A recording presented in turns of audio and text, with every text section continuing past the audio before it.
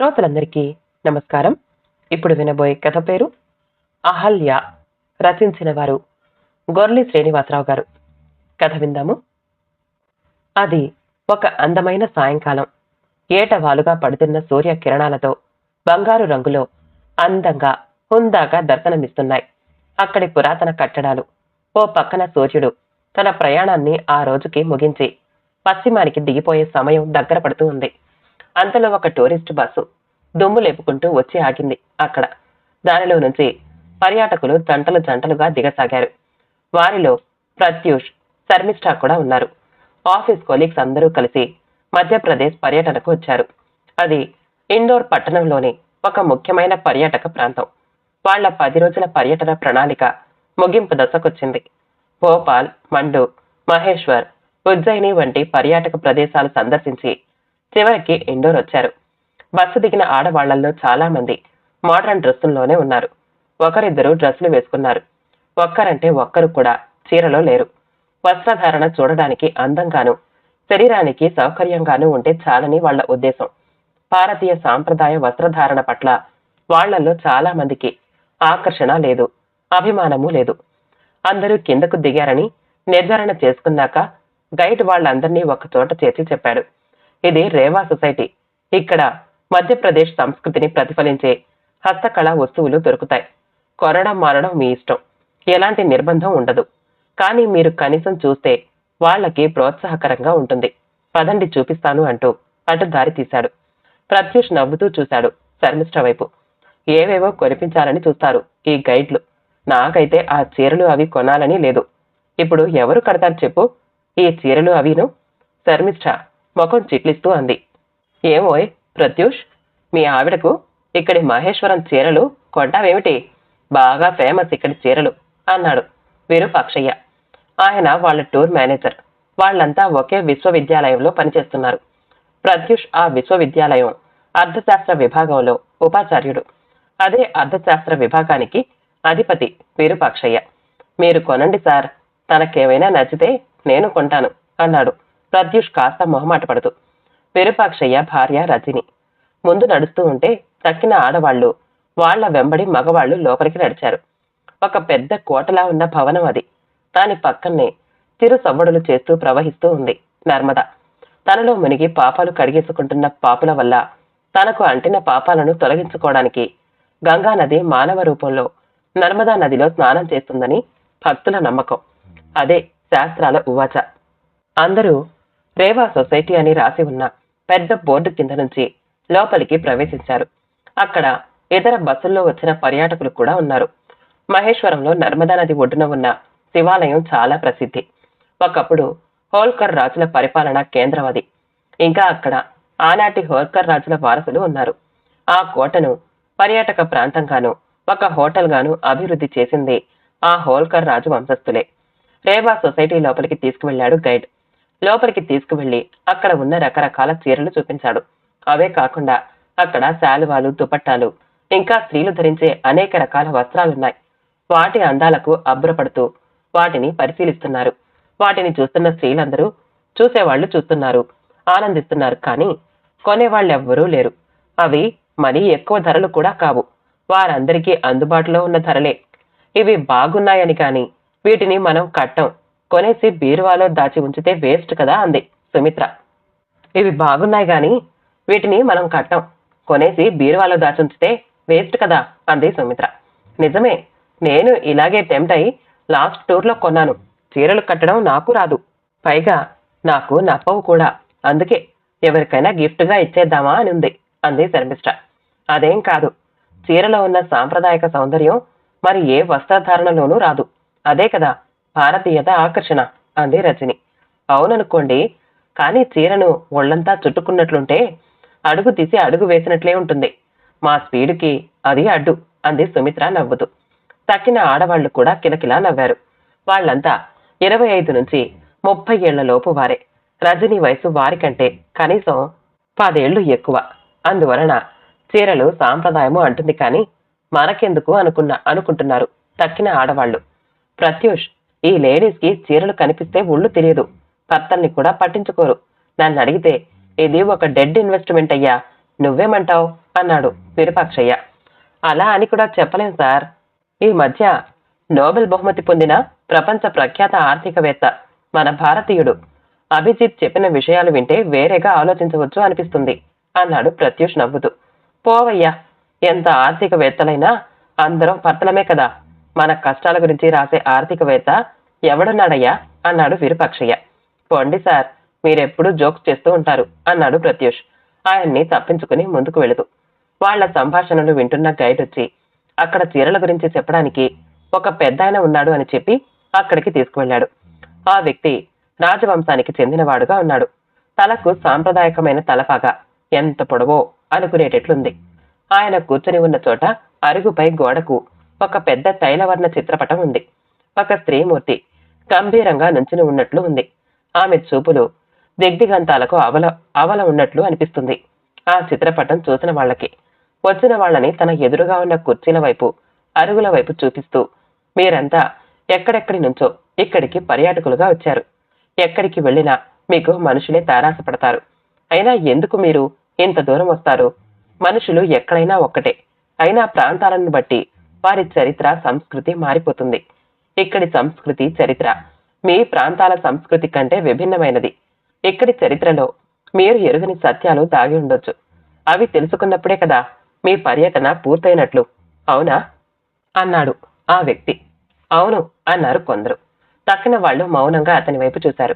ఇంకా ఏం చెప్తాడో చూద్దామన్నట్లుగా. మీరంతా మాకు అతిథులు. మీరు సమయం ఇస్తే మీకు మా ప్రాంతాలలో జరిగిన ఒక చిన్న కథ చెప్తాను. ఈ కథ మా చరిత్రలో పెద్ద మార్పుకి కారణమయ్యింది. మీరు సావధానంగా వినండి, నేను చెప్తాను అన్నాడు. తన వెనక ఉన్న చిత్తరువు వైపు ఒకసారి చూసి చేతులు జోడించాడు. అప్పుడు చెప్పడం మొదలుపెట్టాడు. ఈలోగా గైడ్ అక్కడ కూర్చున్న వాళ్ళందరికీ మట్టి ముంతలలో ఇలాచీ ఛాయ్ ఏర్పాటు చేశాడు.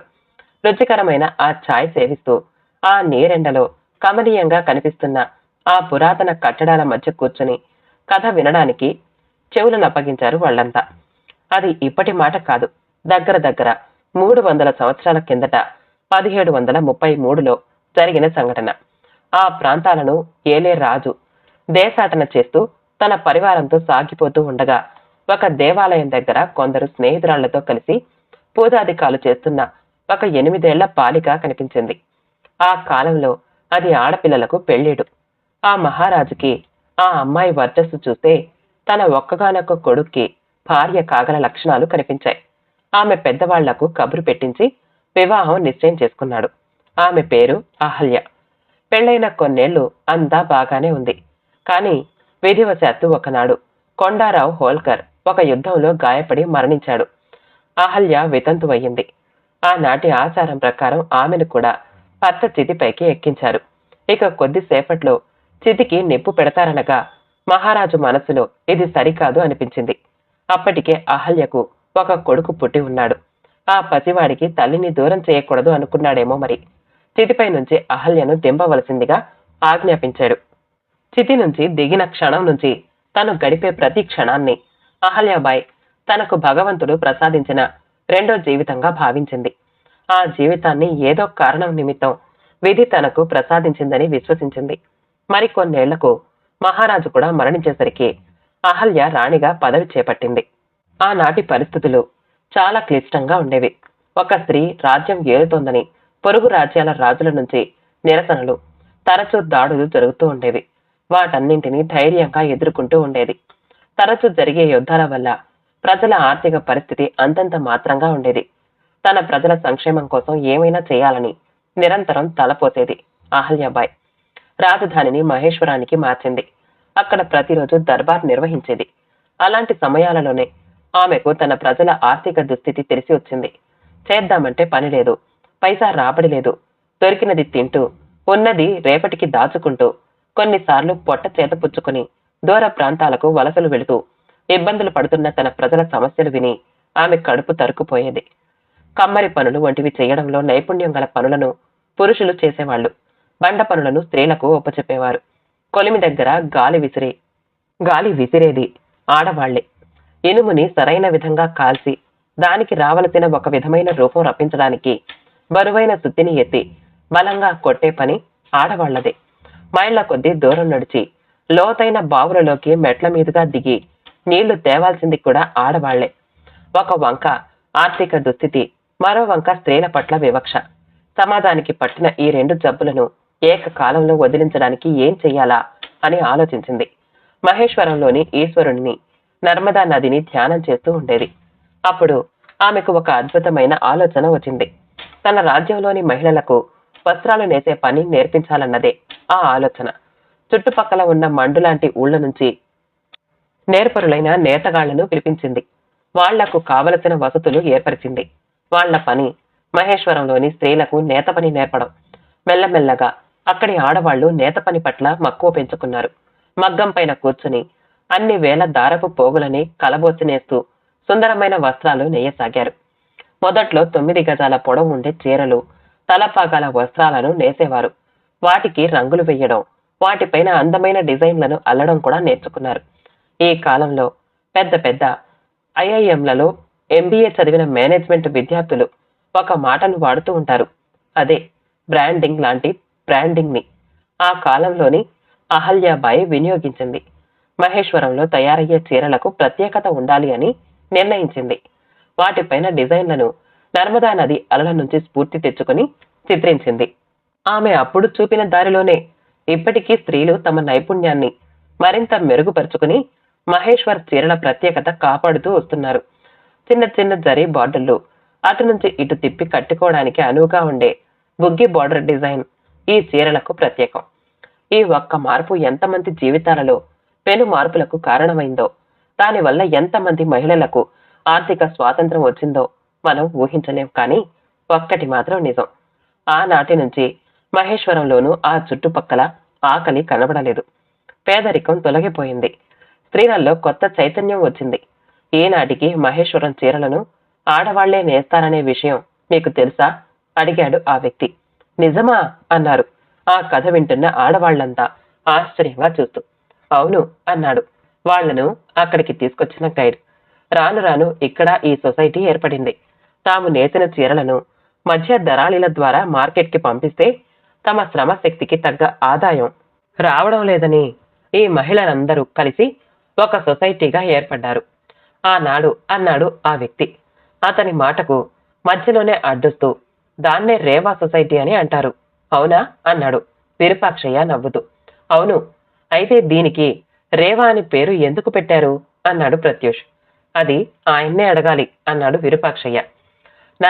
నర్మదా నది ఇక్కడ ఉండబట్టి తమకు అన్ని రకాలుగాను అభివృద్ధి జరుగుతూ ఉందని ఇక్కడి ప్రజల విశ్వాసం. అది ఈనాటిది కాదు. అహల్యాబాయి ఈ నర్మదా నది అలల ప్రేరణతో ఈ మహేశ్వరం చీరల డిజైన్ను రూపొందించినప్పటి నుంచి ఉన్నమాట. అయితే నర్మదా నదినే రేవా అని ఇక్కడ వాళ్ళు పిలుస్తారు. అందువలన దీనికి రేవా సొసైటీ అని పేరు పెట్టారు అన్నాడు ఆ వ్యక్తి. ఓ, ఇంత కథ ఉందా ఈ చీరల వెనుక అన్నాడు విరూపాక్షయ్య. సార్, మీరు అనుకున్న కథ కంటే ఇంకా మౌలికమైన కథ కూడా ఇక్కడే ఉంది అని నాకు అనిపిస్తోంది. అదేంటో చెప్పనా అన్నాడు ప్రత్యూష్. ఏమిటో ఆ కథ అన్నాడు విరూపాక్షయ్య. విరూపాక్షయ్య సతీమణి రజని కూడా ఆ కథ ఏమిటో తెలుసుకోవాలి అనుకుంది. చెప్పవయ్యా ప్రత్యూష్, మాకు కూడా చెప్పు, ఆ కథ ఏమిటో అంది. తక్కిన మహిళలు కూడా ఆసక్తిగా చూశారు ప్రత్యూష్ వైపు. ఈ మధ్య మన భారతీయ సంతతికి చెందిన అభిజిత్ బెనర్జీకి ఆర్థిక శాస్త్రంలో నోబెల్ బహుమతి ఇచ్చారు. ఆయన తన బృందంతో కలిసి ప్రభుత్వాలకు పేదరిక నిర్మూలనకి చేయవలసిన కార్యక్రమాల గురించి పరిశోధన చేశాడు. ఆయన కనుక్కున్న విషయం ఏమిటో తెలిస్తే మీరు ఆశ్చర్యపోతారు అన్నాడు ప్రత్యూష్. అబ్బా, ఊరించక చెప్పవయ్యా బాబు అన్నాడు విరూపాక్షయ్య. పేదరికాన్ని సమర్థవంతంగా పారదోలాలి అంటే ప్రభుత్వాలు ఇలా ఉపాధి కల్పించే సంక్షేమ పథకాలు చేపట్టాలి అన్న విషయాన్ని ప్రయోగాత్మకంగా నిరూపించాడు బెనర్జీ. అదే విషయాన్ని సుమారు 3 శతాబ్దాల కిందటే మన భారతీయ వనిత మహారాణి అహల్యాబాయి హోల్కర్ రుజువు చేసింది అన్నాడు ప్రత్యూష్. అవునయ్యా, నువ్వు చెప్తూ ఉంటే నిజమే అనిపిస్తోంది. మన వాళ్ల ప్రాక్టికల్ నాలెడ్జ్కి ఈనాడు సిద్ధాంతాలను చేర్చి నోబెల్ ప్రైజ్ కొట్టేశాడే మన బెనర్జీ బాబు అన్నాడు విరూపాక్షయ్య. సరే, మీ బెనర్జీ బాబు సంగతి పక్కన పెట్టండి. మేమందరం కూడా రజనీ ఆంటీ సాయం తీసుకుని చీరలు కట్టడం నేర్చుకుని చీరలు కొంటూ ఈ చేనేత కార్మికులకు మా వంతు ప్రోత్సాహాన్ని ఇస్తాము అంది శర్మిష్ఠ అందరి తరపున మాట్లాడుతూ. అవునవును అన్నారు తక్కిన ఆడవాళ్లంతా ముక్త కంఠంతో. అందరూ ఆడవాళ్లు తలా ఒక మహేశ్వరం చీర కొనుక్కున్నారు. తమకు అహల్యాబాయి కథ చెప్పిన వ్యక్తి ఆ రాజవంశానికి చెందిన వాడేనని గైడ్ చెబితే అందరూ మరింత ఆశ్చర్యపోయారు. అందరూ వెళ్లి ఆయనతో పాటు ఒక గ్రూప్ ఫోటో దిగారు. అహల్యాబాయి రగిలించిన స్ఫూర్తి ఆ వంశస్థులను కూడా అంతగా ప్రభావితం చేయడం అపురూపం అనిపించింది అక్కడున్న అందరికీను. కథ సమాప్తమండి. కథ నచ్చితే మా ఛానల్ని లైక్ చేయండి, షేర్ చేయండి, సబ్స్క్రైబ్ చేసుకోండి. మళ్ళీ కలుద్దాం ఇంకో మంచి కథతో.